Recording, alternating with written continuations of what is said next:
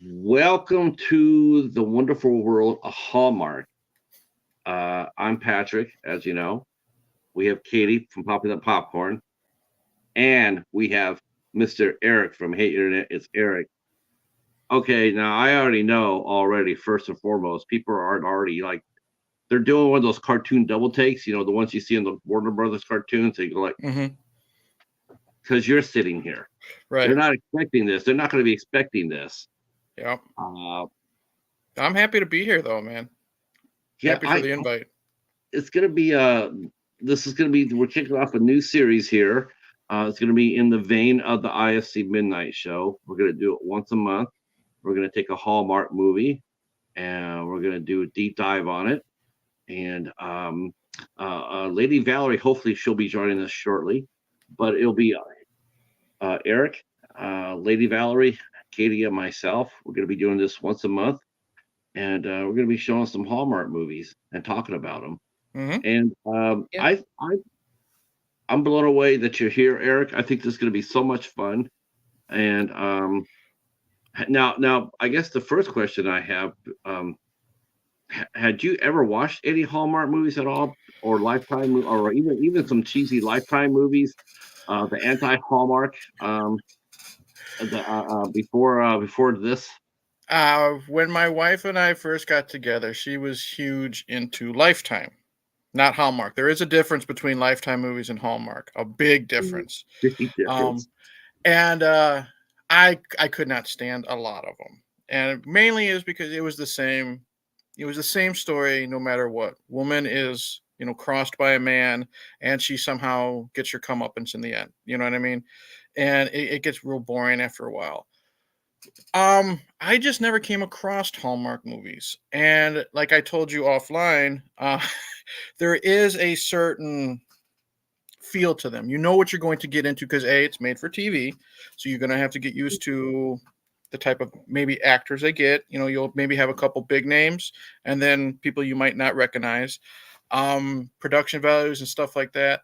And then there might be a little bit of cheese. I don't want to say sappy because that's the wrong word, but I think you know what I'm trying to get, like heartfelt stuff. You're going to get into that. So if you go into that mind frame, knowing what you're going to possibly get into, just sit down, watch it, phone away, stuff like that. You might really find a good film.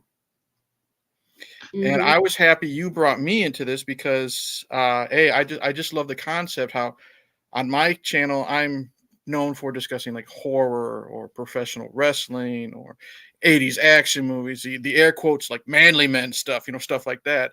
And then you're bringing me into discuss a Hallmark movie, which 99% of the time is not that. And again, I've also said, especially lately, always give a movie a chance. You might not be interested, you might not be sold with like the movie poster or even a trailer or a plot summary, but you never really know until you sit down and actually watch the thing whether it's good or not.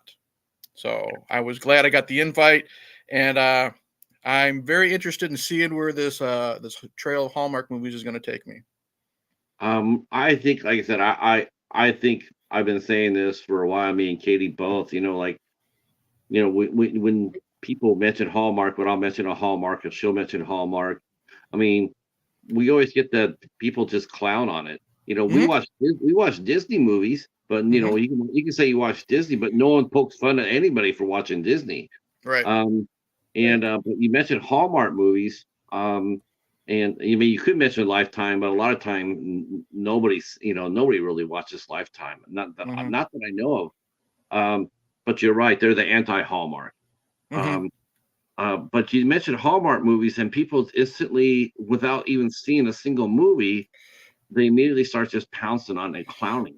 They kind of Talking roll about, their eyes. Yeah. Yeah, right. they do. Hmm. Um, And but myself included, like if you would have asked me to do this stream 10 years ago, I would have been like, no, sorry, find someone else. But it's, and like I said, myself included, tastes change as you grow and mature. Stuff you liked as a kid and found funny, you might get annoyed by now. And then stuff like, let me do like a deep cut. Like let's use A Christmas Story for an example. It's a heartwarming film. You know what I mean? As a kid, you like a lot of the stuff with the kids, the tongue getting stuck to the pole, the kids getting beat up by the bullies, you know, the funny stuff. And that's what I love. Mhm. But as an adult, my tastes have changed. I still love the film. But now my favorite scene is when mom and dad are just looking out at the snow under all the Right. lights, stuff like that. So it also depends on like where you are in your life when you watch these films. Mhm. Yeah, I think what for when we were talking about which film to watch for the first one, and we were banding it around, and what really got me was like for the Lost Valentine is like I think people were really like when they were like poking fun at it, or like rolling their eyes, but all of a sudden you tell them like you're rolling your eyes at like there's two horror icons in here. There's two Mhm. people Right. who've made and I know I actually promoted this show to some Hallmark groups. So if Mhm. anybody's watching this from replay, to anybody in the Hallmark group, we also love horror movies here in this in the four of us, well, three of Mhm. us right now. So if you hear a little bit of horror talk in here, don't run away. It won't be a lot, but we are going to be talking just a smidge of horror and how it ties into our Hallmark movies. Mhm. Right. So I don't want anybody from the Hallmark groups to run away from this, if they hear horror talk.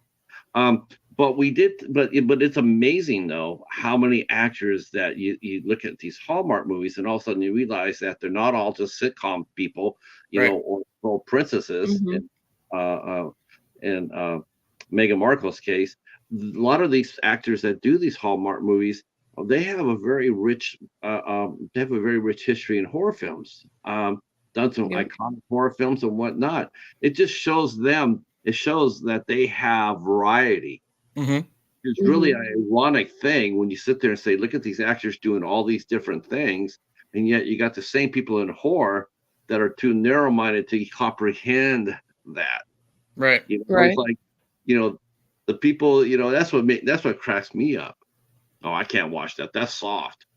Oh, yeah, but the people that were starring some good, some of your favorite horror movies, they're in it. Oh, Mhm. they are? They Yeah. are? Mhm. It's a Well, fun reaction to get. and that's the problem. Like you pigeonhole yourself if you just stick to one genre. You know what I Mm. mean? And Mhm. that's just a problem. Like you're gonna miss out on a lot of great films, whether it's production value, acting, story, a good mixture of all that. If you stick to just one genre, you're really missing out. I Um, agree. I mean, I can appreciate when people say they like, I can appreciate that they like, I'm a horror guy. I'm a horror Hmm. gal. I can appreciate, Mhm.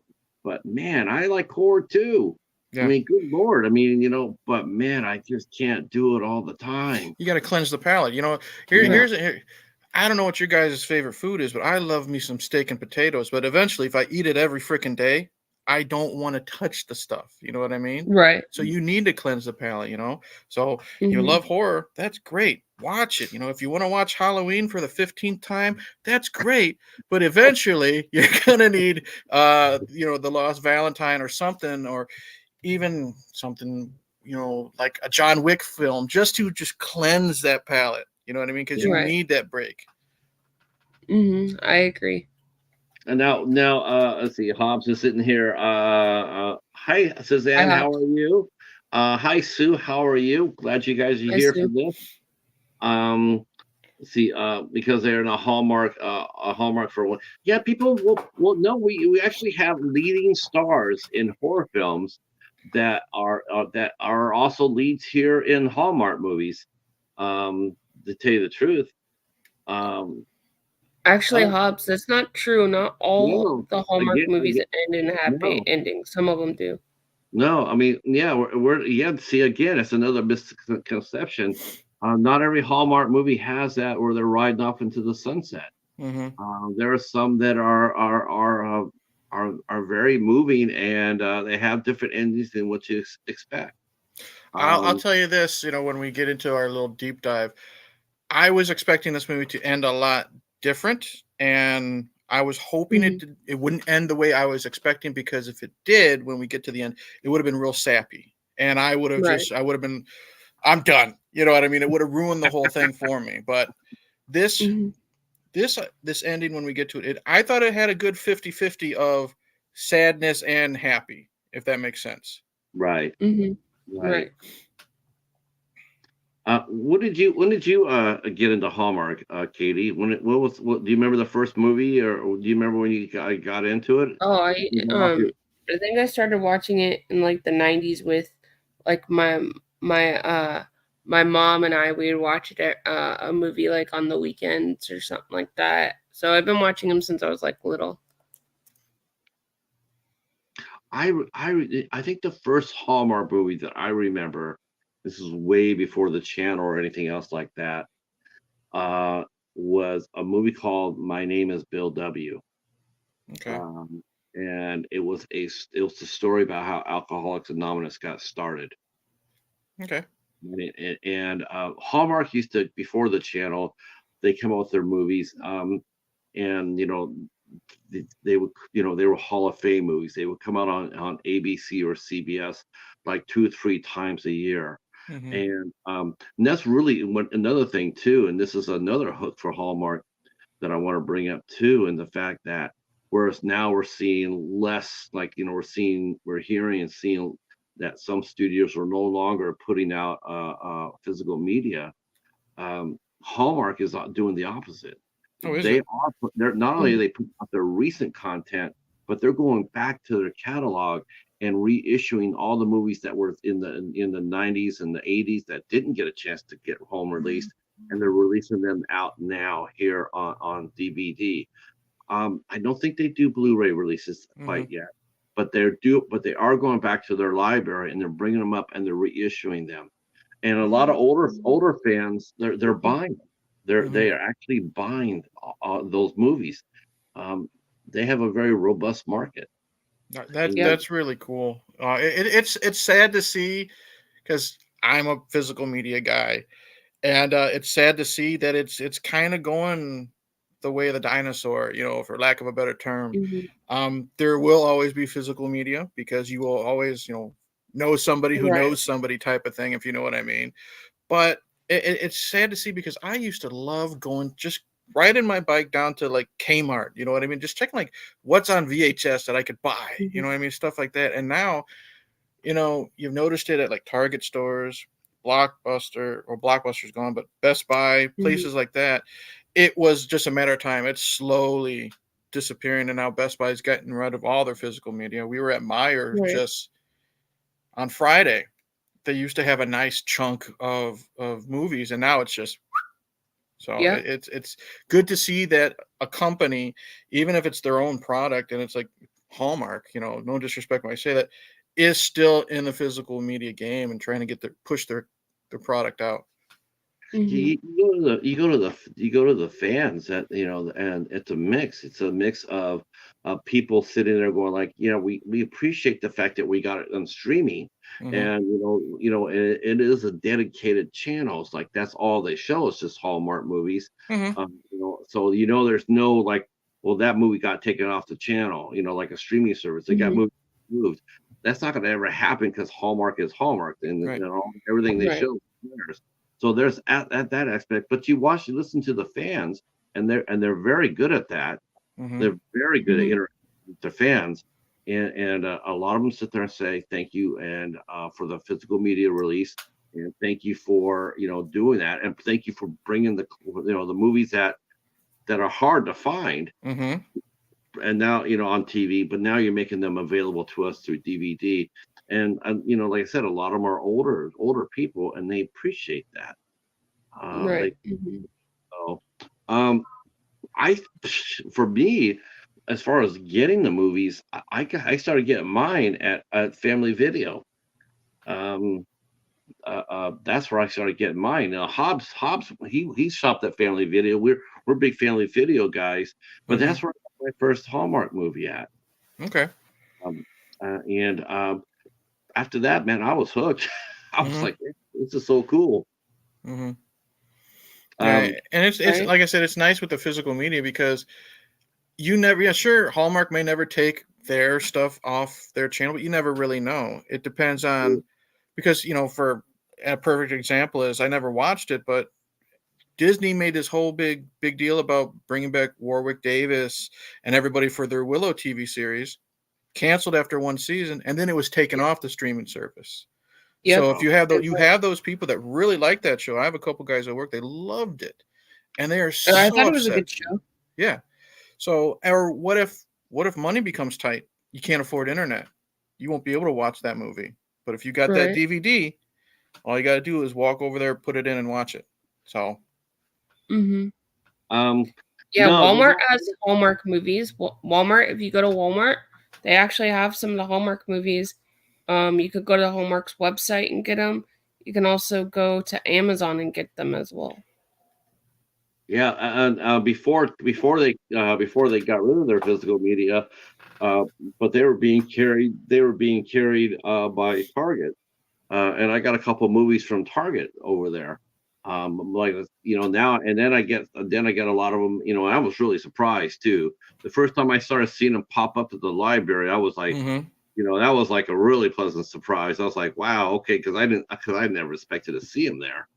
And but all of a sudden now people are donating them out, and I'm like, okay, that's all good for me, and yeah, I have a nice little collection now, so I'm happy about that. No, Hobbs, not every place stocks Hallmark movies, though, to answer your question. Yeah, right now, honestly, as far as that goes, it probably just Hallmark, probably just a Walmart, to carry anybody really. Though I wouldn't be surprised to see them. Oh, Dollar Tree carried a few Hallmark movies as well.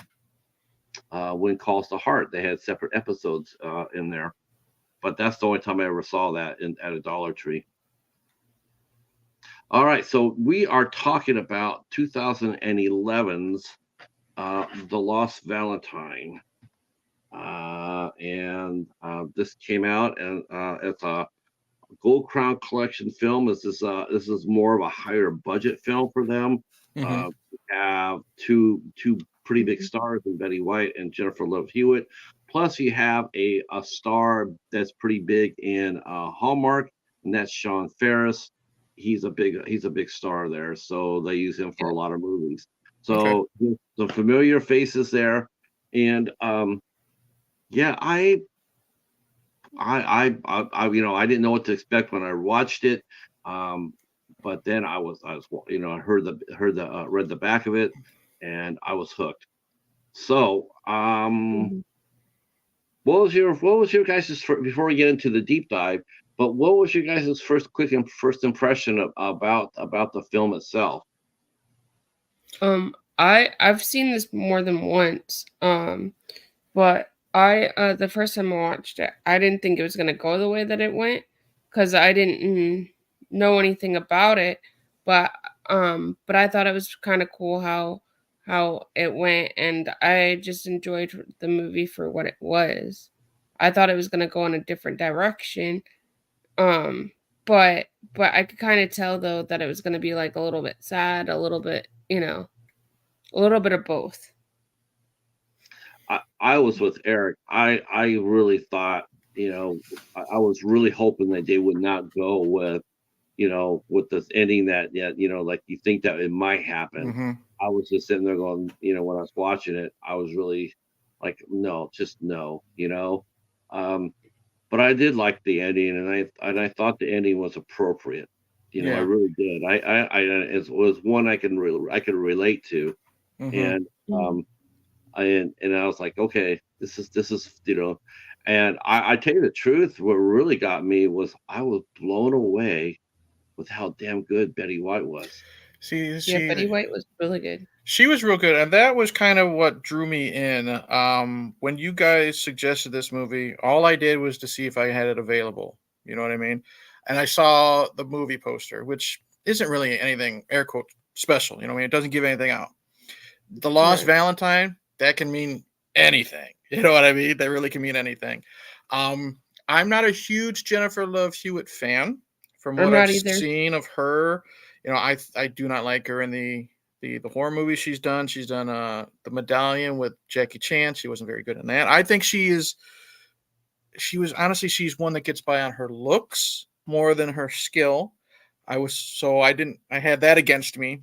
What brought me in was Betty White because she's hilarious. I could tell this wasn't a comedy though. Okay. She's great in her horror films. She's just so freaking cute in interviews. You know what I mean? She is that grandma you want. You want to hug, but she'll be telling you dirty jokes when no one's around, type of thing. Right. So she's what drew me in, and I was surprised because I've only seen her comedic stuff, or like she's playing that sarcastic or aloof character. And knowing that this was a Hallmark movie, and she was one of the characters it's centered around, I knew it was going to be a dramatic role. So that's what brought me in too. And I was very surprised at how she was. I really enjoyed her performance. I was surprised at Jennifer Love-Hewitt because, again, it also depends on the director. If you got a bad director, you're going to get a bad performance. She was really good, and it wasn't as, again, judging a book by its cover, it wasn't as sappy as I thought it would be when I was kind of figuring out and learning what the plot was, because you find out right away with Betty White's character what the plot's going to be. And I'm like, ooh, this might be a rough one. But I was completely wrong. Right. All right. Yeah, Betty White did an amazing job in this movie. Yeah. Yeah. I definitely have some fun facts after the deep dive. Sure. So let's get into this. So the story opens up, and we meet the characters of a news crew, including the TV journalist Susan, who's played by Jennifer Love-Hewitt, and she gets invited to cover a lady who's been going to the train station for over 25 years. Mm-hmm. Her husband has she's there because her husband went off to fight World War II, and he's listed as missing, not dead, but missing in action. Mm-hmm. Every Valentine's Day, the day that he left for the war, she comes and waits at the train station, just in the hopes that maybe he'll just come there and whatnot. And that's how we meet Carolyn. And Carolyn is well beloved by everybody at the train in town, in the community, and at the train station. In fact, some of the workers at this train station have actually grown old with her. And they've been there at the train station for 25 plus years, and they see her every single year. And so we meet her, and instantly we instantly gravitate to her. And Carolyn is so sweet, and and everybody loves her. She's such a gentle person, and you get hooked in the movie right away. And it's genuine. It's not sappy. There's not sappy ass music or anything. It's just like she's there, and she's going to show up there every year, and come hell or high water. And so it would make a great human interest story. But of course, Susan wants to be known more for a journalist. Like, she wants to do more hard hitting, because she's a career girl. She's on a career path, and so when she gets asked to cover Carolyn, she's a little bit reluctant about it. So, and we find out a little, we find out that when Susan's being talked to about this, what she doesn't realize though is that Carolyn's grandson is sitting in the office while the pitch is being made, and she doesn't know who he is, and she just pops off, like, yeah, okay, yeah, you want me to cover this, really? And she's a little smart-assy about it, and she doesn't really want to do it, and not knowing that the grandson was sitting there, in the room. That's got to be awkward, huh? That was a great like foot in your mouth moment. Because Carolyn's grandson didn't come off offended, that she was kind of shit talking Carolyn. You know what I mean? And Mhm. like, oh, why would I want to waste my time talking to this sad old lady when I have better things to do? Um, and he handled it real well, but he had this look on his face like, yeah, gotcha type of thing. And I really liked the actor who played her granddaughter. And what I really liked, we'll go back just a second. You mentioned how a lot of these people that worked at the train station knew Carolyn. Like they know she shows up every, Right. Valentine's Day.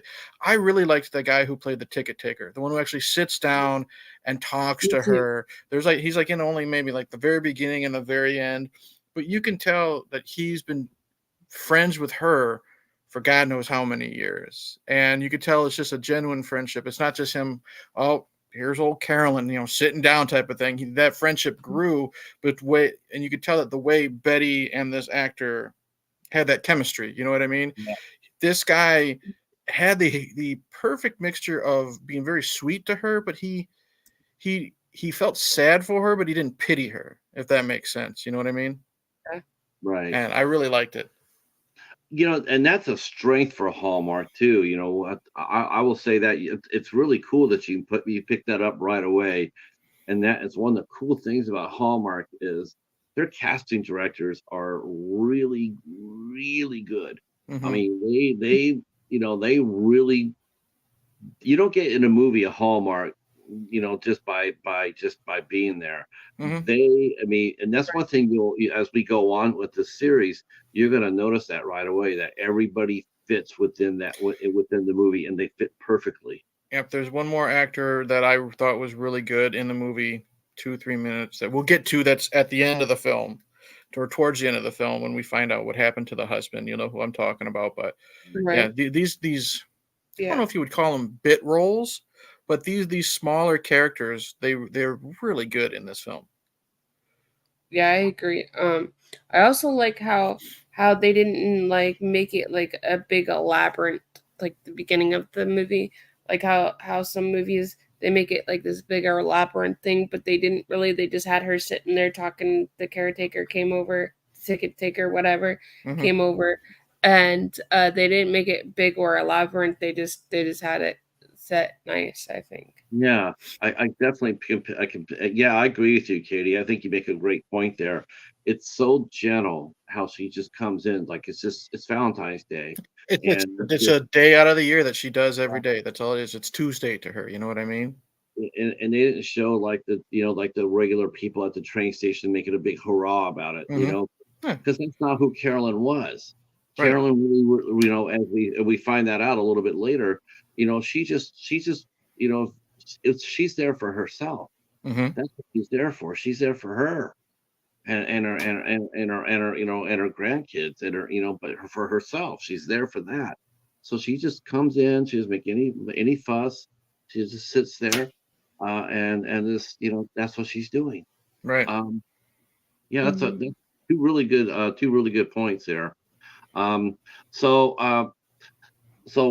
Carolyn's waiting for her husband, who is a fighter pilot, and or I think no, he's a torpedo plane pilot, and his name Of is the Neil. Navy. Yes, he flew in the Navy, and he flew a torpedo bomber, and his name is Neil Thomas. That's a Neil, and and so and they pitched the human interest story to Susan, and she's really reluctant to do the interview, Hmm. and like she said, she gets a little smart assy, turns around and meets the oh, by the way, this is Carolyn's grandson, Hmm. and he's got he's attracted to her right away, but he's Yeah. still got a little steel in his ass a little bit, because it's like, wow, that's what you feel about my grandmother. Is it Hmm. really? Right? So so he's not exactly warm and fuzzy to her right away, um, and so it's a little bit of a bumpy beginning for the two. Right. It's not the Mhm. boy meets girl type thing. So he's a little irritated. Um, so she he they leave, everybody leaves, but her boss is telling her, you're going to do that story, you got to do that story, I want that story. And so we see Susan. Well, first he calls her, he calls Carolyn, and she doesn't want to talk. Hmm. Uh, yeah, she's like, no, no, can I interview you? No, this is not what it was about Mhm. for. And then she goes over to the house, and again, it gets shot out of the saddle, and then she comes up with little white lie. Um, I thought it was cute, the little white lie, to get in through the door a little bit because it was going to fall on her face. That's the part I Yeah. loved. I Yeah, loved, Mhm. again, she shoots herself in the foot because Carolyn then ends up calling the grandson. Oh, I'm here with your friend. No, Yeah. and right. then and as much as I kind of crapped on Jennifer Love Hewitt earlier, because like I said, I do think because she's a very attractive woman. I think a lot of times, that's all people think about. Mhm. You know what I mean?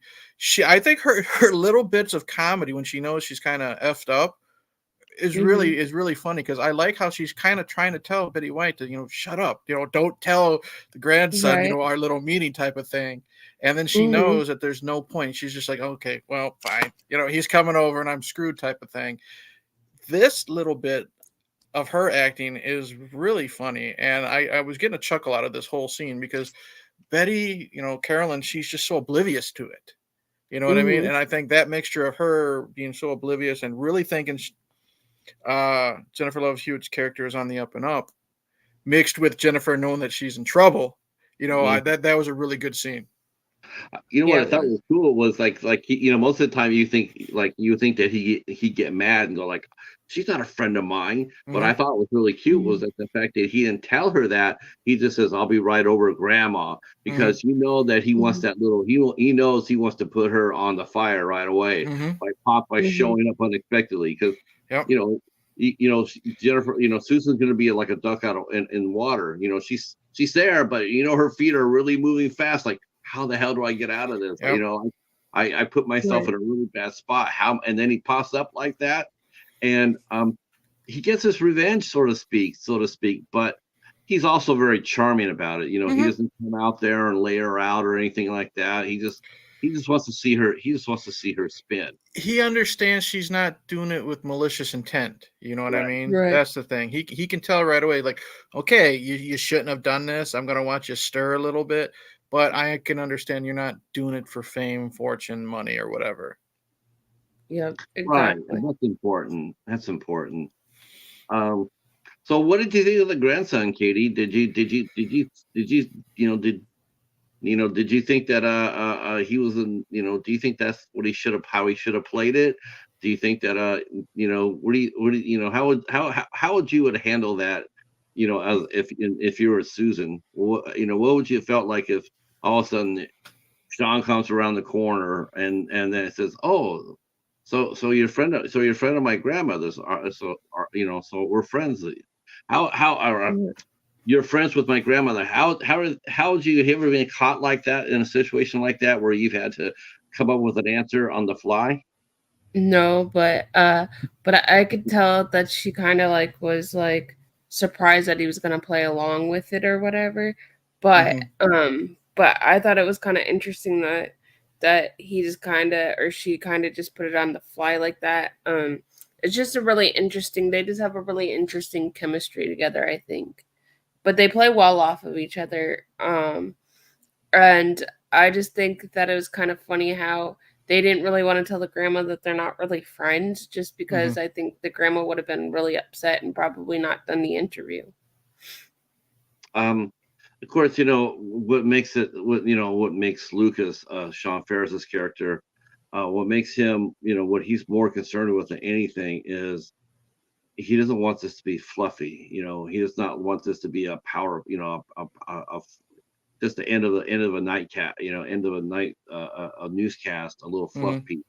He wants, it's a very serious story, and it's very from the heart, and he wants it treated like that. He says, I don't want you to make this to be super light and fluffy. I want you to, if you're going to tell the story, I want you to tell the story right, and that Hmm. includes Hmm. telling about Neil and what about his sacrifice that he did for the country. He went and he fought for his country in World War II. Um, and that's what that's what Lucas wants. Um, Oh yeah. That might be happening a little bit later. Katie will be back in a minute. Okay. So so we'll go ahead and give her a chance to recover here. So yeah, Jennifer Love Hewitt. That's an interesting. It's interesting. You see her in a lot of she can do both comedy. She could do horror. She could do Hmm. drama. Um, there was a show that she did where I thought really showed her range a lot better than most. She did a show called The Ghost Whisperer. I've heard of that, and I've heard, honestly, I've only heard good things about it. It's really ironic too. That is like when we're doing the show, we're like, man, I don't have a whole lot of Jennifer Love Hewitt stuff. Hmm. And there at the library, I go and pick up the third season of The Ghost Whisperer. I was like, Hmm. okay. Um, but I've seen her some movies. She did a role with Anthony Hopkins and Alec Baldwin. Oh, She really? did- yeah, they did a modern uptake of the Devil and Daniel Webster. Okay. She was really good in that, really sultry actually, Hmm. and carried herself pretty well. And I know that she's doing that one of the 9/11 shows that are on either Fox or ABC. Um, and also she did The Client List, which was a very interesting. Well, actually, I liked the movie. I Hmm. didn't watch the series, but I watched the movie of that. I was really impressed with her death. She was better. She was a better actor than I remembered. Hmm. Um. Oh yes. Oh. That's okay. Steven mentions that Jennifer Love was in the tuxedo and Claire Forlini was in the medallion. Well, It didn't matter because either one was on. it just shows you how forgettable the role was. If I got, the wrong Jackie Chan movie that she was bad in, my mistake. But like I said, it's also, you can go with actors and actresses that like you really don't like. Like I said, with the I Know What You Did Last Summer stuff, she's there just to show off her chest. Anyone who says any otherwise is wrong because she's always walking around with the tank top, the tight clothes. She's not good in those movies. You know what I mean? You can enjoy those flicks, but she's not good in them. She's not good in the tuxedo. You know what I mean? I never saw Party of Five, but you can also look at, those were what, 96, 97, early 2000s, and now we're at 2011. You can hone your craft and get better with the material you're in. And I think she did a lot better in this than anything, like I said, I've ever seen her in. And that goes to show she's more than just a pretty face. Yeah, she's gotten older now. Now I think she's in her early to mid 40s, I think. Hmm. And no longer the girl that you look at because of her chest. Now Hmm. her physical looks now. And if she depended on that early to carry her through, Right. well, you can't really do that now. So either she shows you that she can act, or she's just you're never going to respect her as an actress.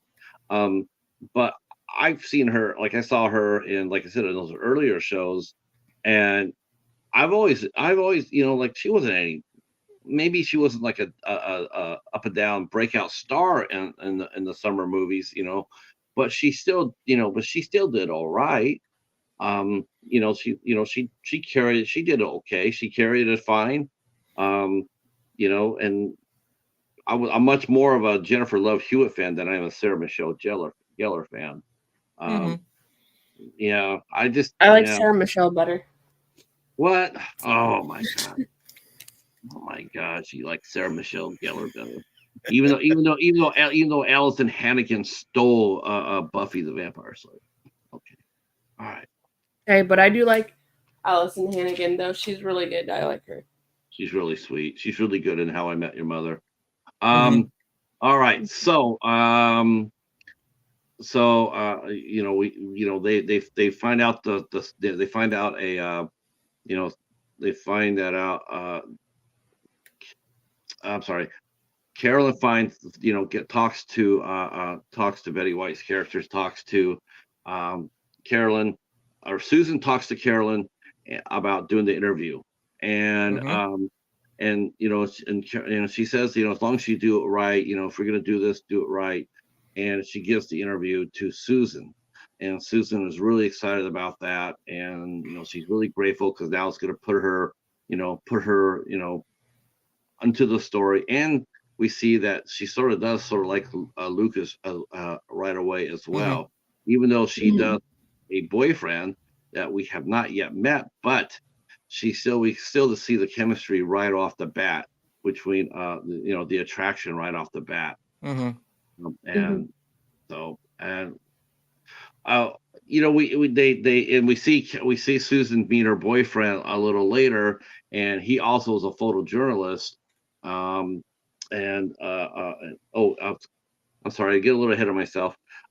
So Susan, one of the reasons why Susan was really reluctant to do the interview was because she was trying to get an interview with a senator.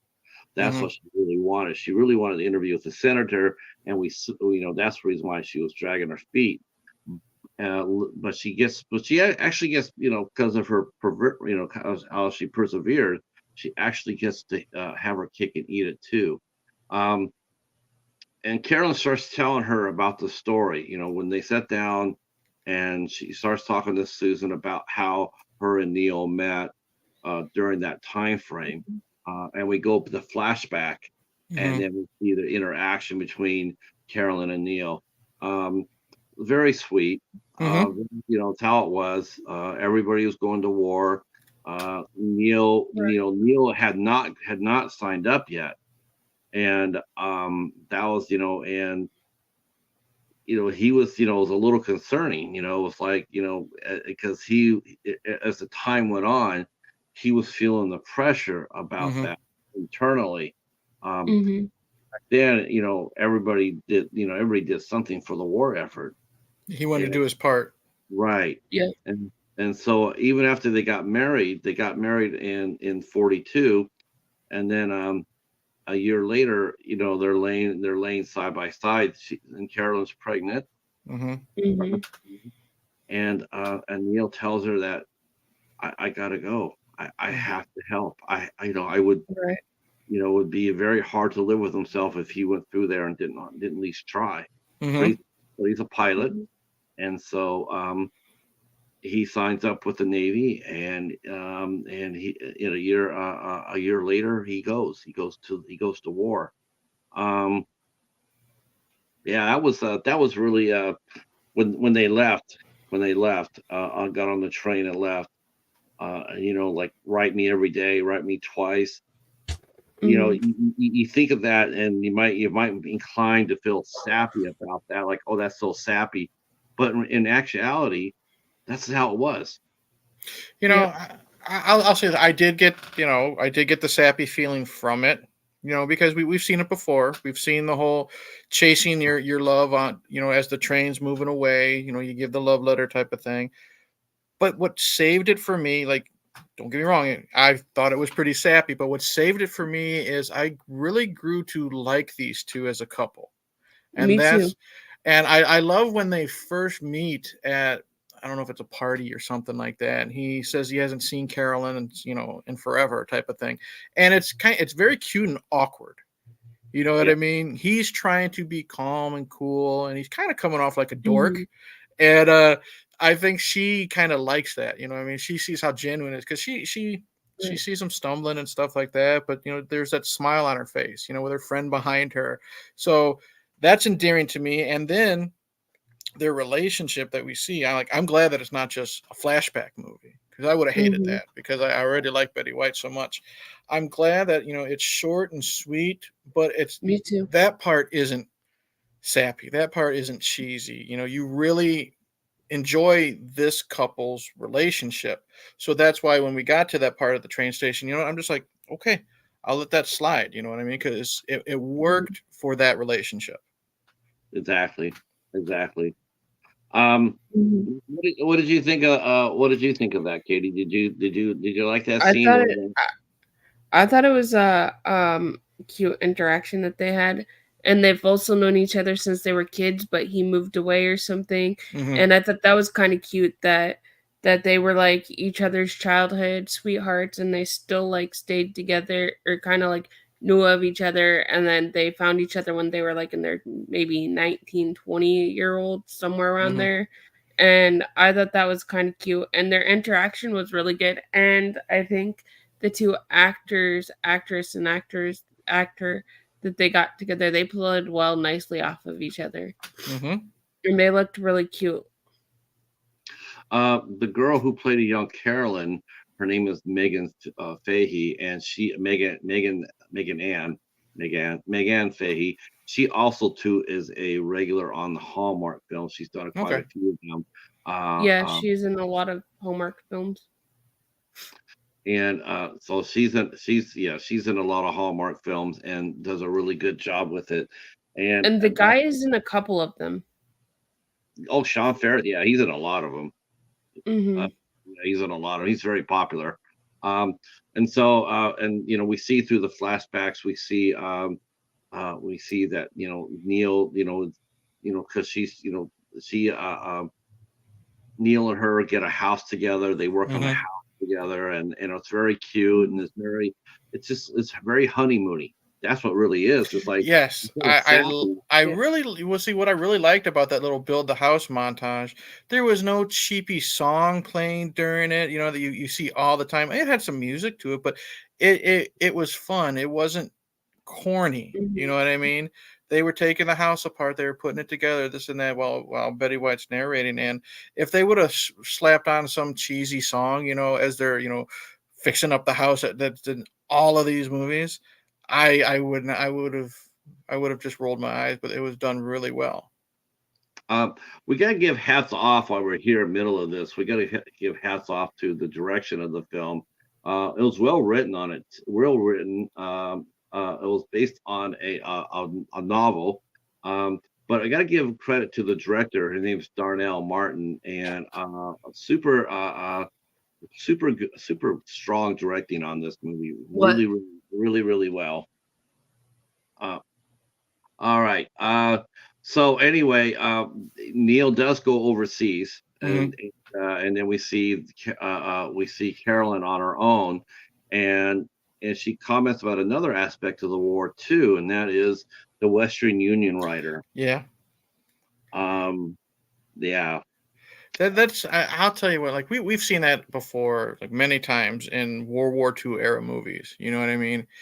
And what I liked is it wasn't sappy. You know what I mean? It got its point across. No wife wants to get that Western Union letter. And I just kept thinking to myself, how do you think that Western Union employee felt having to hand that letter over to a now widow or possible widow, like in Carolyn's case? I mean, it got its point across without being mushy. You know what I mean? yeah. What a horrible job that would have been to have to do. Like he's sitting there, and yeah, I mean, I was, when that scene did happen, I wasn't expecting it to be a Western Union rider. I Mm, was expecting it to be, like a chaplain and an army officer or an Air Force Navy right. officer. That's what I was expecting, but Hmm. it went with the Western Union. And what I really liked too, and it didn't play into that old trope too. Like she runs on over there and she hugs her, and it's like, no, Yeah. she's terrified, she's horrified. Hmm. She's stunned. She's stunned. She's feeling it just as much as that woman who lost her husband. Right. It's not just like, oh my gosh, I'm gonna go over there and hug her and like Hmm. it'll be all right. No, no, it was not gonna be that all right. Because And she was also, and what I liked is, she's got the gears turning in her head. She's like, that could possibly be me. You know what I mean? So she's got that worry. And what I liked is it didn't seem it did, but it didn't seem selfish. You know what I mean? Here's this woman being told that her husband was shot down and killed. Well, what about my husband? She did it really well with just the body language, this actress. You know what I mean? Showing that I could be in her shoes someday. her friend pushing her back as well. Hmm. I thought that would, like you don't need to see this. You're Right. not, and I thought that was very realistic, and I appreciated that scene, and young Carolyn's just like her whole face is just horrified, Hmm. like that it actually it's now come the war has really come home for her. Up to Yes. that point, she really hadn't been affected by the war. Yeah. It's now personal. That's the Yeah. thing. her husband's gone, but he's still writing to her. He gives her that I love the scene where he's carving the little airplane for his son. You know what I mean? He sends that in the mail. And that's all it is. She's just like, okay, I'm waiting for the letter. I'm waiting for the letter. But now when she sees the tragedy that can happen with this war, she's like, okay, boom, reality has set in. And now she's going to be more worried. They say without words. Now she's more worried about getting a Western Union letter than getting his letter, type of thing. The radio updates as well. Mm-hmm. It conveys hope. On Yeah. one hand, conveys hope. Like, at the time of Neil and battle, it was 1944. It was getting close to the war, till toward the end of the war, Mm-hmm. and and everything was going well for the Allies. It's like, okay, now that's the better it is for them. The better that we do, the sooner we'll end, the sooner we can get to come home. But but she seems to, she realizes that, now the Navy's en masse. They're going to be attacking full force. Well, now your odds of being hurt or being shot down have just increased. And Mm-hmm. you see her face, you see Carolyn's face get all cloudy when she's hearing the radio program about that. And I thought that too was a really nice touch. It was like, okay, because she's by herself. Yeah. There's nobody there. There's no family or nothing. And so and also showed conveyance that Carolyn was actually listening to the news and understanding it.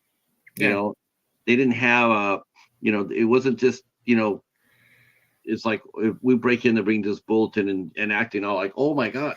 No, right. She understood what she was hearing. And it showed her intelligence, the way I looked at it. But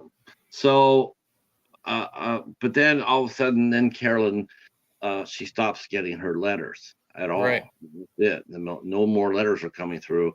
And now she had commented that sometimes her husband she wouldn't hear for a long, long time, and then all of a sudden she would get a bunch of letters all at once. Right. But now she's not getting anything at all. And so obviously the fear every day, going to that post office box, it must have started, I would think it would start to consume you after a while. Oh yeah. I mean, it's like anybody who's going through some trials and tribulations, whether it's, having to move or just not hearing from a loved one, you're going to be constantly checking on that situation. Like, just imagine if she had a cell phone back then, you know what I mean? She'd be on that thing scrolling through hour by hour just to hope for a single update, you know what I mean? So that's what honestly was what made it relatable to me, because I've been in situations, not like this, but I've been in situations where you don't know what the future holds and you're kind of hoping to get that little bit of light at the end of the tunnel, you know what I mean? Right. And then sometimes that's all it takes, but you're going to be consumed until you get that little notification, you know what I mean? Right. Exactly. So now we're not hearing anything at all, and so finally she gets her telegram. She gets her Western Union telegram, and and the bike rider was very, very apologetic, and I was actually just thinking about how horrible that would be. I mean, every time people see you, they don't see you as the Western Union; they see you as the fucking Grim Reaper. Yep. Pardon my French, but I just want to emphasize that, because that's how it would be. I mean, that's the last thing you want to see is right. Like, they showed that during Saving Private Ryan too. That scene where the army car is going down the road, and the mom sitting in the kitchen, she sees that car and she's just following it all the way to her house. And then she comes out and she just can't. She has no more strength left in her legs. She knows what they're doing for. She knows that something's and it's like also in that scene of in A League of Their Own. You know what I mean? When the Western Union man shows up to the locker room. But they had to make it a little bit more Hollywood. Oh, they didn't sign a name type of thing, and then Tom Hanks has to rip it apart and rip it from him, and he has to be the Grim Reaper to give it to Betty that her husband passed away. But it's handled really well. Like again, she was upset. she read it properly, not killed in action, it's missing in action. Right. And this guy, he tried his best to comfort her, but it's not like, he runs up to and hugs her type of Right. thing. You know Right. what I mean? Because it's already awkward enough as it is. He's already said, here you go. You might never see your husband again. And that's not the first time. It won't Right. be the last, because, he's still got plenty of time to be working for Western Union, giving out those telegrams till the war is over. Mm-hmm.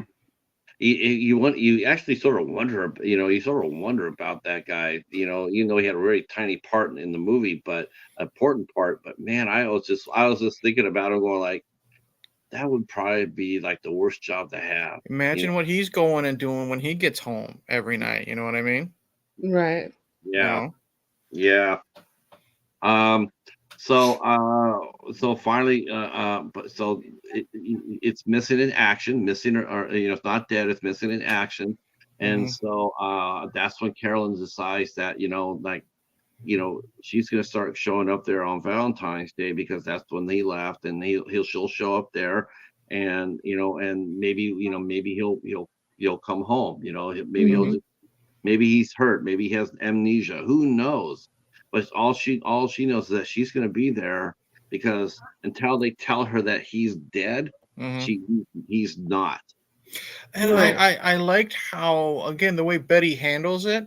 It's a very important part of her life, but she also seems like she knows he's not coming back.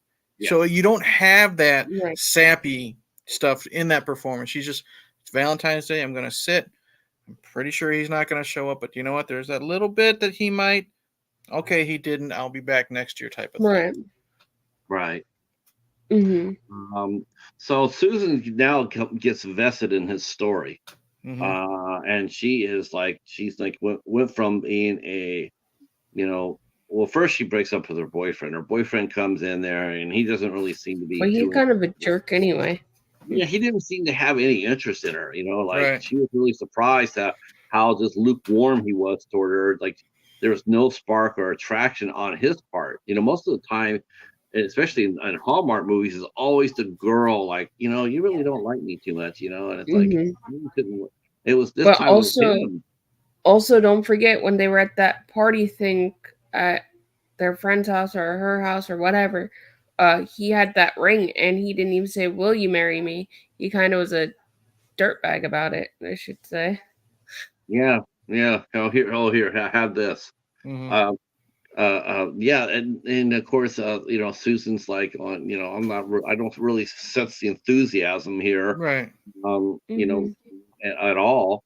I felt bad for their friends. You know what I mean? How awkward they were fitting. He's like, "Should we leave?" "Well, we can't. My coat's in there," where they're arguing. So they had a little bit of levity too, which I thought was really good.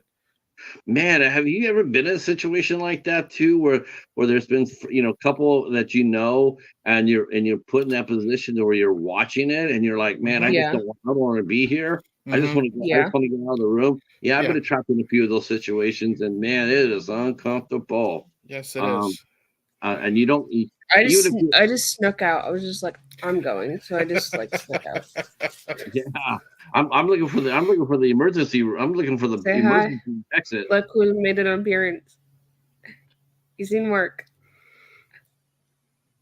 Hi, Betty. How are you? Glad you're here. Hi, Jerry. All right. Thank you for coming in. Mark's looking at you weird, Patrick. Well, is he? Yeah, he was. Yeah. Uh-oh. Is Mark all right?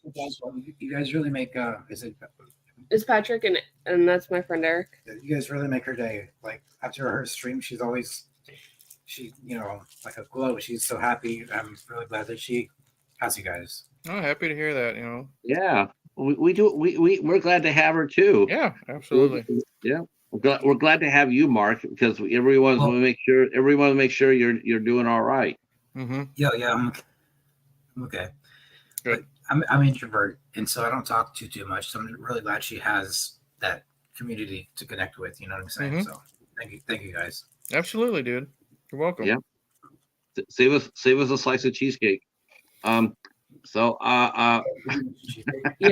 You get some cheesecake. Wait, I'm gonna check the fridge. We don't have any. You just ruined his day. Yeah. He knows that we don't have any. Day ruined. I'm just kidding. So Susan and her boyfriend, he goes off to a assignment in Fiji. Nice, huh? Like, Mhm. and he calls her and says, "Yeah, I'm over in Fiji, just enjoying this life," and not coming home to her.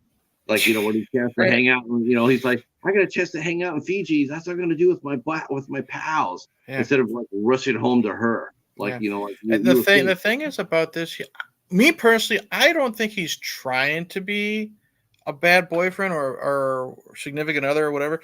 I don't think he realizes what he's doing and how he's acting. That's the problem.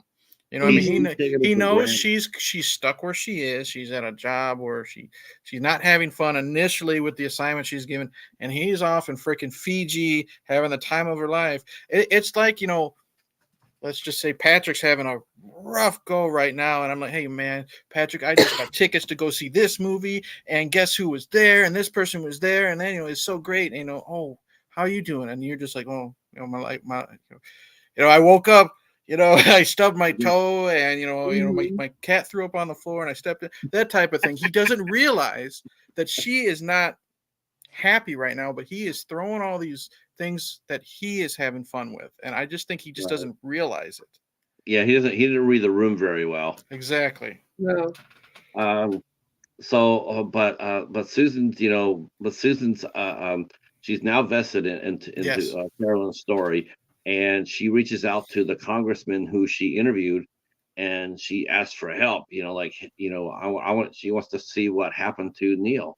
They want to see if they can start investigating that, and so she has contacts that maybe that Carolyn and Lucas didn't know about, but she uses her influence and asks the senator to help. And of course, the same senator that she wanted to interview, well, she got the interview, and now the senator is going to help. And so says, I can get this to you as soon as possible. So before you know it, we find out about how where Neil's case is at, where the location was, where he was, where he disappeared at, and her boyfriend Andrew, even though he's a bit of a lumphead, but he does come through. Right. Susan calls him and says, "I need your help," and he's not that so far away from the Philippines that he can't help, and that's what he does. He says, "Yeah, I could do that for you." And so even though Susan had basically said, we're not really connecting so well. But Andrew is, he says, okay, I still can help you. So he goes ahead and he starts looking around where Neil was last seen, looking for natives who might know what happened. And of course, we see the little typical romance type deal where Susan and Lucas are close together, then they're sort of withdrawn, and then they're back to close together. But that story, their relationship, really, it's handled really gently. It's not. It didn't take. I'm glad it didn't take the forefront of the movie. Like, it wasn't like, love at first sight. They meet each other, then suddenly we cut to, we've seen it so many times, that hard cut to them making out in the bedroom type of thing. You know what I mean? Right. This relationship was rocky to begin with, and it was that slow burn. And that's what I liked about it, because they didn't always get along, before they were, officially a couple. Like, she already kind of burned a bridge by insulting grandma. You know what I mean? Right. And that's what I like. But what I liked about him is he knew it wasn't out of malice. You know what I mean? She was just like, I don't want to interview some old lady that's waiting for a husband that's never going to come home. He knew she just didn't want to do that with her career, but there was no, negativity towards the grandma personally. It's just something she didn't want to do. And he could recognize that. He was pretty perceptive. I like the character of Lucas quite a bit, and I definitely like the relationship between him and his grandmother, which is a lot of times a lot of movies, they always seem to have an antagonistic clash. between grandparents Mhm. and grown kids. And I'm so glad to see that's not the case in this one. It's like he loves his grandmother and he will protect her, and he's not going to let her, be taken advantage of Right. or anything like that, Right. which is really refreshing to see in a movie, in movies. What I thought was refreshing, and it's not just because I've already said how Betty White's cute and quirky. You know what I mean? She Mhm. wasn't that cute and quirky grandma. You know what I mean? She Right. didn't have to have Mhm. that stereotype that we've seen in so many comedies. Whether it's a rapping granny or Right. just someone who wants to be young like the kids. You know what I mean? She was just a Mhm. lady in her 80s, Right. I guess you would say, 70s, 80s. And she was just there. She had a great relationship with her Mhm. kids. She had a great relationship with her grandson. And that's all it was. You know what I mean? There wasn't Right. any gimmick used on her because Mhm. that's where it was. Every single, I hate to say, old person in a movie around this time had to have some goofy ass gimmick. You know what I mean?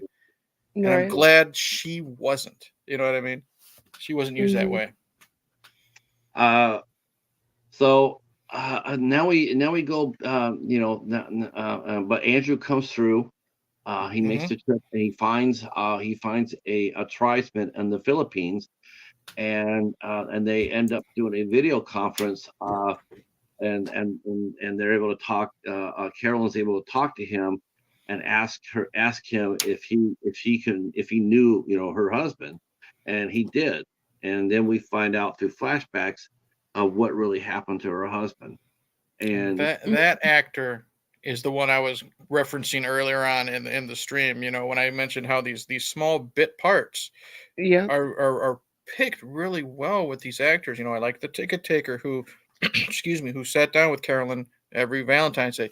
I really liked this guy that was talking to her through Zoom or whatever it was, telling her what happened to her husband. It was impactful. You could tell he had a Mhm. lot of this weight that he was holding.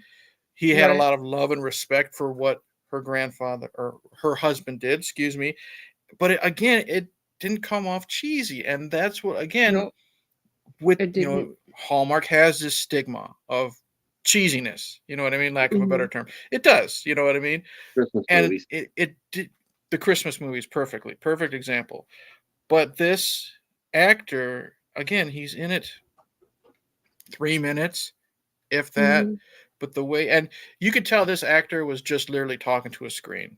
He probably never even met Betty White, but the Right. way he performed was very powerful and very respectful to Yes. this soldier. And you could almost see him being in that moment, like when he's sitting there talking to her. Oh yeah, It's almost like he's it was being clicking back transported. again on him. Yeah, Uh, he put himself back in that situation. yeah. Mhm.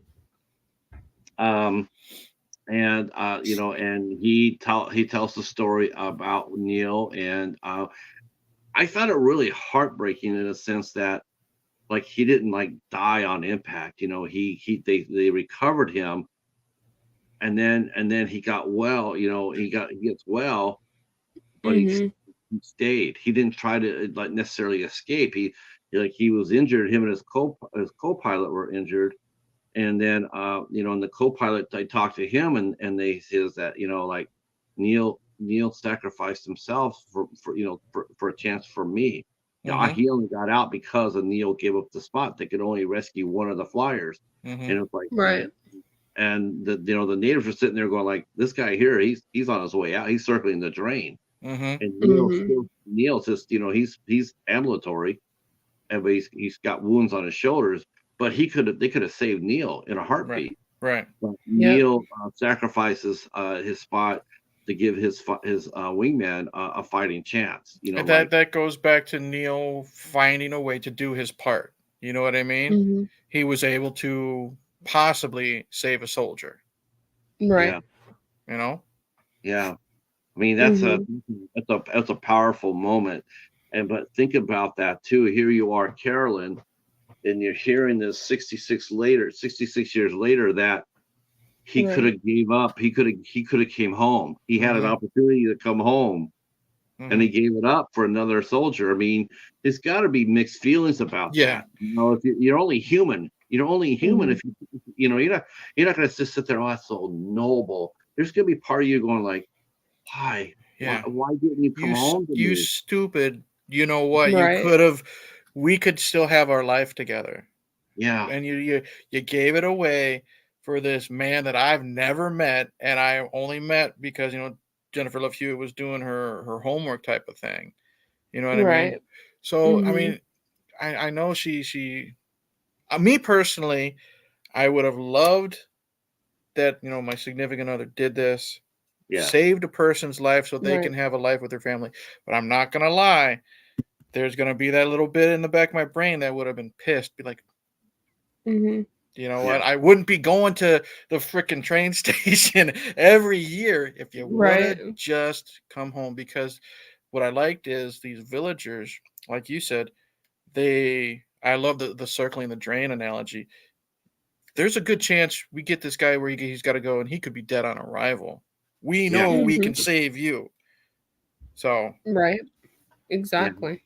mhm, Um, yeah, that was so bittersweet listening to that. mhm, I'm just like, yeah, man, the emotions that must have been running through Carolyn's mind hearing that. And mhm, Right. I think that actually plays out and a little bit later that we see what she feels like a little bit later mhm, in a scene down the line. And so we, Mhm. so we find out that that he gave up his life. He got better. He mhm, healed up, and then Yep. he stayed there. Well, like, actually, and this is actually true. A lot of U.S. flyers actually did that. They, if they couldn't Right. get out, or they couldn't necessarily get out, they joined the natives to do guerrilla warfare. mhm, So Yep. that was exactly true to form that part of the story. That's actually true. Um, Yeah, that is so, very true. I thought so that was kind Neil, of neat that he just joined forces with them and just kind of helped protect them. yeah, he's still doing his yeah, part. yeah. He Mhm. he has that sense of self-worth. That's what I liked. You know what I mean? Um, sadly, his bravery and courage, and in his heart, unfortunately, during the battle, he Mhm, is mortally wounded, and we see this. We see him mortally wounded and saving yet Mhm. more people, and he quietly dies. With mhm, Carolyn, and with Carolyn, he's thinking about her, and yeah, and how could you not get choked up with that? yeah, I mean, how could you not get choked at his sacrifice? I mean, it was just like, holy, he did it right, and and the thing he's is, a good man. I liked it because he dies saving a child, knowing he's got one on the way. You know what I Right. mean? So that made a good point. I mean, you could read between the lines. That's why they chose him to save a child, to kind of put the two and two together. But again, it wasn't sappy. You know what I No, mean? Right. It wasn't drawn out. He didn't have this long, excruciating death. It was basically he covered the kid, he got shot, go save the Mhm. kid, get him safe. He tells the villager, and then he dies. That's it. It's not long and drawn out. There's no Right. lame music playing, to try to, you know, Mhm. poorly no tug at kidding. your heartstrings. It was all in the performance of this actor and again the way the director made it look. I Mhm. I totally agree. Um, and so we do see that the Neil's end, and then we're brought back to the modern, back up to today. And then shortly afterwards, we see the Navy Hmm. uh, come to the door, and they're bringing. I thought this so cool. I thought the scene with the Navy officers coming in and giving back the effects. Hmm. I was really moved by that scene. That Yeah. That's I was too. Hmm. yeah. The actors who did that, you almost want to know. You almost want to go back and say, were they really Navy men? Because they acted like Navy men. I mean, that was that little. We want to get back your effects, and the way Hmm. they handed it to her one by one, not just like that. It was just Yeah. Mhm. one by one, and then gently telling her that, in lieu of his services, we're going to be awarding him now that they know that because he wasn't officially dead even by the Navy. Right. So, Right. but so they're able to go back they're able to go back and give him back the awards that he won, and Hmm. he Mhm. won a Silver Star, which is the second highest what you could win in the Navy behind the Medal of Honor. Mm-hmm. So he's he won a Purple Heart. He won a Yep. military, and Right. he would have won more too. Right. Unit combat. There's a Pacific Theater. There's a lot more medals there, but the important ones that he got, and he read them off, and yeah, I thought that was a really touching moment. Mm-hmm. It was. Especially when Now- Betty White was like opening the stuff, like the wallet or whatever that was, or the satchel or whatever. That was kind of a cute moment too. Mm-hmm. You wanted to see the letters. Mm-hmm. Mm-hmm. That was what's most important. And he got his dog, and he got the dog tags and his watch, and that was in this wallet was a Valentine card that she had given him before he Mhm. left. Mm-hmm. Yep. And so on Valentine's Day of all times, Lieutenant Thomas comes home, and Mhm. how could you not get choked up at that ceremony? That was a rough one. That was a rough scene for me because again, it wasn't cheesy. It was respectful. Yeah. We got Right. the ticket taker was sitting down with her again. You know what I mean? You had Jennifer Mhm. Love-Hewitt. She was, she had her camera crew now, and it was honestly, it was really cool. I've been to a military funeral before for one of my grandfathers, and if you've never been a part of it, it is a sight to see. It's very powerful. Mm-hmm. And I'm not using that as a cliche. It really is a powerful thing to be a part of and witness. And then when they brought the casket in, draped with the flag and everything, you had everybody, stoic. Mm-hmm. And what again was, it's Betty handled it so well. Oh, her acting. She had the tears. And then Oh, you had Jennifer Love-Hewitt and the other actor. They were tearing up, but it wasn't, the cheesy single tear Mhm. coming down their face that we've seen 100 times in these movies. I loved how do I say? I loved how Betty White Carolyn came to terms with finally having her husband home because she could have had this character, flop on the casket and weep and cry that we've seen so many Mhm. times. She tears up, and then she does this little bow. She kisses the casket, she kisses the flag, Yep. and that's it. You know what I mean? Mhm. And that's what I thought was really great about this because it wasn't over the top. It wasn't lame. It wasn't Right. eye I rolling or agree. cheesy or disrespectful. You know what I mean? I And like Mhm. it's all in her performance. She Right. didn't say a damn word. no, That's what I no, think is not great. I think Mhm. one thing I tell you what, I think she couldn't say a damn word because she was there. Mhm. She was Right. Carolyn. She was Carolyn. I mean that whole scene where there's no Betty White. Betty White left the room. Mhm. That's Carolyn. And the scene where where she's crying the hardest when she's they had to guide her back off the casket. Mhm. That's the moment I think where she just was like, I think that she had like you could have come home. You Yeah. could. Mhm. That's the moment that gets me every time I watch this movie. That breaks me is the fact that she's holding on to that casket Mhm. because I did the same thing. I did the very same thing she Mhm. did. I held Right. on to my casket, Yeah. Mhm. and so I was there too for that. Mhm. And her acting was Yeah. an acting. It was so emotional and so moving and so Mhm. beautifully directed. Well, that's another thing. Like, I know of your situation, Patrick, and that's what I meant by how it was respectful. Yeah. You know Right. what I mean? It Mhm. wasn't, laying down on the casket weeping. It was done respectful because Mhm. you don't know who's watching. I have my own situations. My Right. father's been gone 3 years. He was a Vietnam War vet. You know what I mean? I know all about what the soldiers do. You know what I mean? And that kind of Mhm. that tugged at my heartstrings too. He didn't have a military funeral himself, but I've grown up with the respect that goes into those. You know what I mean? So and that's what I Mhm. appreciate. But then again, you don't know who also has had to be on that end with a loved one. So that's why again it was done very tasteful. I agree. So we see the military service for Carolyn and for Neil, and the ending. I love the ending. I think the ending made absolutely 100% perfect sense. I didn't think it was, it was a beautiful celebration.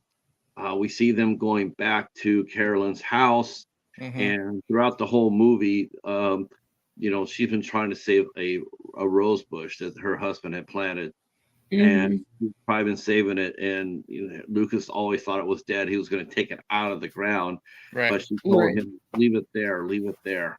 And so she's going to go water her plants, and Lucas and Susan are talking, and she walks around to the backyard and sees the roses are coming, and it made perfect sense. She'd done everything. It was like she wanted to go see Neil, so she did.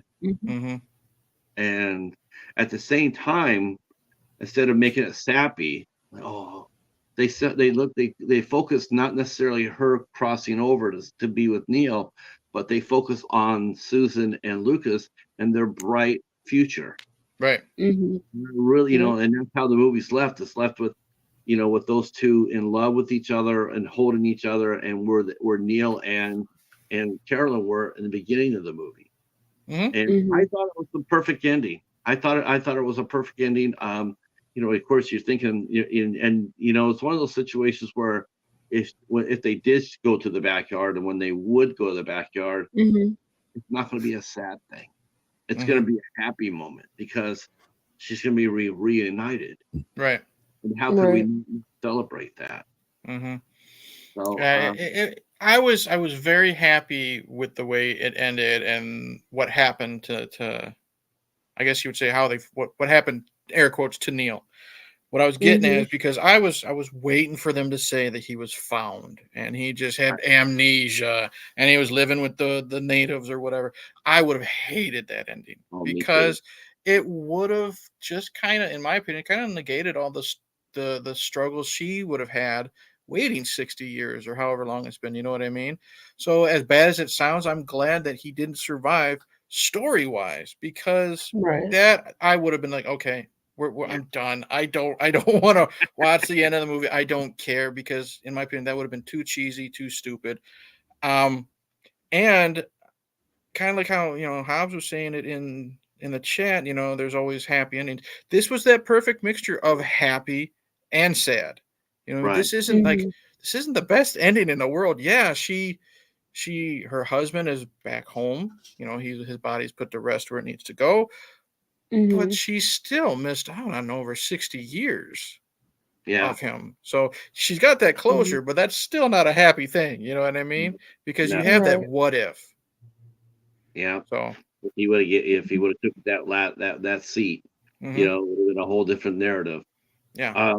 I did. I thought the ending was perfect, made sense. And that's the way it ended. And wow. Right off the bat, before and this, like, we're talking how well the acting was and whatnot. I mean, it really was. It's an outstanding. It's a well acted movie. I can't get over that. And the set designs were great. It's just a great film, and there was a lot of passion and a lot of compassion that went into the script and into the direction and the acting. There is. Betty White actually was nominated for an award for that. She was actually, she received a nomination from the Screen Actors Guild for outstanding performance by a female actress in a miniseries or television movie for her performance. And yes, well deserved. She was really good. Yes. Yeah. So this came out on this movie premiered in 2011, and it came out on CBS. CBS, like I said, they used to air Hall of Fame movies 2 or 3 times a year. Now I think Hallmark does it all on their channel. They all do it on their channel now. That's a shame too. That's a real shame, because those things used to be, we used to look for those Hallmark specials in my house, in my household. And like I said, it only came out two or three movies a year, Mhm, but they were on linear TV. You could watch them for free. mhm. And so, but now we got DVD. So now, if you want to see this movie, you can go get it on DVD. Or you Right. can watch it on Peacock. It's also on Peacock. That's how I watch it. Yep. Yeah. Hmm. So, last round of impressions, last round of thoughts about the film, and Eric, let's go with you. So, I mean, were you? I mean, you said you were surprised before, but you really were surprised. I, I'm sure. Was there a part of you in the back of your mind you're thinking this is not going to end well. I'm gonna end up hating this, and he's crazy. You Well, know, well, yeah. Like I said, if we found out Neil was alive, I would have said, "Screw this, Patrick." I'm still going to do the stream, but I'm not going to be happy because sometimes an ending, no matter how good the movie is, an ending Mhm. could really ruin a movie. You know what I mean? If you it don't like the Right. ending. Now, like I said, there's a certain stigma to Hallmark movies. Whether you love Hallmark movies or not, you know that there is a certain stigma. And like you said it perfectly because it's the Christmas ones. The Christmas ones are the schmaltzy, cheesy ones that everyone rolls their eyes at. So, but Mhm. I did go in with that mind frame. Like I said, smaller budget, two big name people, and that's it. Um, I was and again, with it being Jennifer Love Hewitt, no disrespect, I'm like, okay, let's go. But the fact that it was a drama and it was Betty White, who, again, she's the cute, sweet old lady from the Golden Girls or the foul mouthed older lady in Lake Placid. You know what I mean? This was a Mhm. drama for her. So that brought me in. I sat down and I'm like, wow, I'm really surprised, and Mhm. I've been one of those guys that have, don't judge a book by its cover. And I shot myself in the foot decades ago with the whole Heath Ledger Joker situation. The guy from, 10 Things I Hate About You is going to be the Joker. Great. Or Michael Mhm. Keaton, Mr. Mom as Batman. No, sit down and just give it a shot. You know what I mean? What's the worst that's yeah, going to happen? I'm going to waste 90 minutes. Whoop de doo. I've watched a lot worse. You know what I mean? Right. And I sat down and I can appreciate Jennifer Love Hewitt as an actress a lot more now because I thought she was really good. It also depends on Mhm. the director and your co stars because she had a yeah, really good chemistry with this actor who played the grandson. Now, Right. the star of this film is Betty White, and it's not just because of my love for her. If Golden Girls and Lake Placid and Mary Tyler Moore and any of that stuff didn't exist, she is the star of this film because she's this perfect mixture of the cute little old lady, you know what I mean? Mhm. But when she has those powerful scenes when she's learning like the truth about what happened to Neil, or we mentioned the funeral scene, she doesn't say a damn word. yeah, It's Mhm. all body language. And Right. again, when she has to tear up, I didn't know Betty White could do drama. When she has to tear up, it's not the cheesy, blubbering cry. no, It's I not the think cheesy one teardrop cry. It's she's just there. Mhm. She's strong and sad at the same time, and she is so freaking good in this.